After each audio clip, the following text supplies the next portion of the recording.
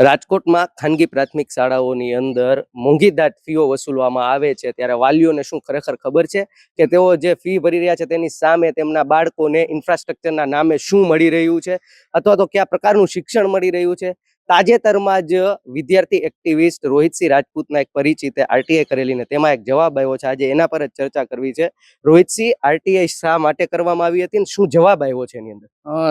રાજ્યમાં કોઈ પણ નવી પ્રાઇમરી સ્કૂલ 1 થી 8 માટેની કોઈ નવી શાળાની મંજૂરી જોતી હોય તો એમાં રાજ્ય સરકારના શિક્ષણ વિભાગના નોર્મ્સ અને રૂલ્સ છે કે કોઈ શાળા મંજૂરી માટે શું શું જરૂરિયાત હોય. કોઈ શાળા માટે ઓછામાં ઓછું 800 શહેરી વિસ્તારમાં ચોરસ મીટર એ તમારું કેમ્પસ હોવું જોઈએ અને 300 ચોરસ ફૂટ એ વર્ગખંડ હોવો જોઈએ.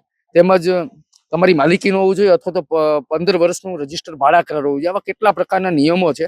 પરંતુ આપણે વિદ્યાર્થીઓને હિતલક્ષી આરટીઆઈ કરી હતી. વિદ્યાર્થીને હિતલક્ષી બાબત કરીએ કે રાજકોટની અંદર અંદાજિત 500 થી વધુ ખાનગી અને સરકારી શાળાઓ છે.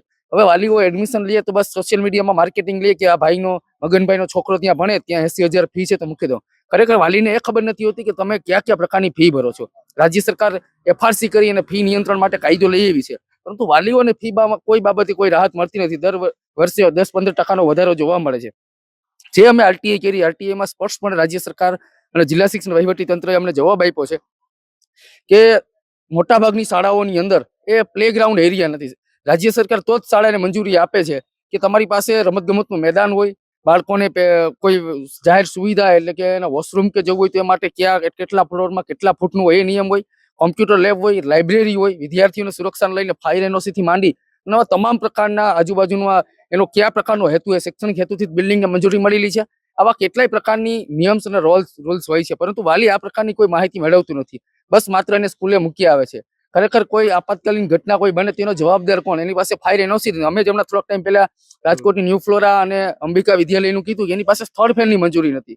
એટલે ઇવન જિલ્લા શિક્ષણ વહીવટી તંત્રને ખ્યાલ નહોતી કે આ શાળા એમનેમ ધમધમે છે.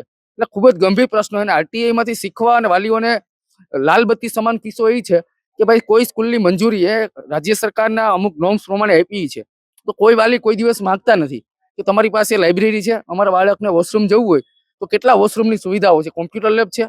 એ જ રીતના વિદ્યાર્થીઓની સુરક્ષાને લઈને ફાયર એનઓસી અથવા તો એક્ઝિટના ગેટ છે.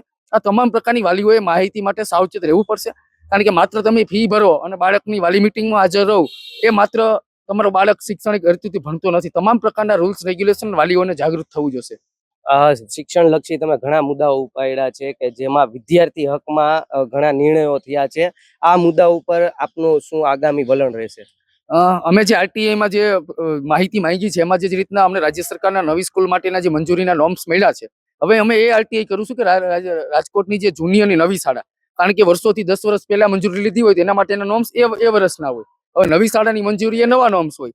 તો ખરેખર અમે એ માહિતી મેળવવા માંગીએ છીએ કે ભાઈ વાલી એટલી મોંઘીદાટ ફી ભરે, એફઆરસી ની અંદર એનો ખર્ચો પ્લેગ્રાઉન્ડ નો દર્શાવેલો હોય. રાજકોટની મોટાભાગની શાળા અહીંયા હોય અને પ્લેગ્રાઉન્ડ અહીંયાથી 3 કિલોમીટર દૂર એક ભાડે રાખેલું ગ્રાઉન્ડ હોય. ખરેખર ત્યાં કોઈ દિવસ કોઈ પ્લે એક્ટિવિટી થતી જ ન હોય, પરંતુ માત્ર એફઆરસી માંથી ફી મંજૂર કરવા માટે લાઇબ્રેરી મૂકી હોય, બિલ્ડિંગ પોતે ભાડે હોય, બિલ્ડિંગ મારું જ હોય, પણ હું મારું બીજો ટ્રસ્ટ ઉભો કરી અને હું ચેરિટેબલ ટ્રસ્ટના નામે હું એને ભાડું ચૂકવતો હોય. આવા તમામ પ્રકારના ખોટા ખર્ચાઓ એફઆરસી માં દર્શાવે છે. એટલે અમે તો એ માહિતી માંગવાના છે ખરેખર રાજ્ય સરકારે આ બાબતે ગંભીરતા દાખવી અને બાળકો રમતગમત બાબતે કઈ રીતના રુચિ દેખાડે એ અંગે વિચારણા કરવી જોઈએ. રોહિતસિંહ, આગામી દિવસોમાં આપની તરફથી આના ઉપર હજી કેવા કાર્યો થવાના છે? કેમ કે આ જે રીતના આપ મુદ્દો લઈને આવવાના છો તો શું કરવાના છો એ મુદ્દા ઉપર? જેમ કે અત્યારે આપના દ્વારા જે ચાલી રહી છે મુહિમ, એ પ્રકારની એક મુહિમ આમાં થશે?